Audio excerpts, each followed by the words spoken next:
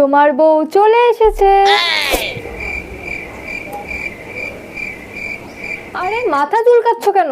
তোমার বউ এসেছে, হাক করো। তুমি আমার বউ? আমি তো ভুলেই গেছিলাম। আমি কোনোদিন ভাবতেই পারিনি তুমি আবার ফিরে আসবে আমার কাছে।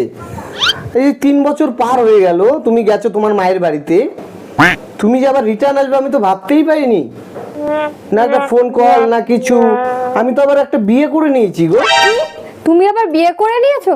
আমি কি তোমার সাথে অশান্তি করেছি না ঝামেলা করেছি যে তুমি আবার বিয়ে করে নিয়েছো? আমি তো মায়ের বাড়িতে বেড়াতে গেছিলাম। তুমি কি বেড়াতে গেছিলে না লাইফ টাইমের জন্য গেছিলা?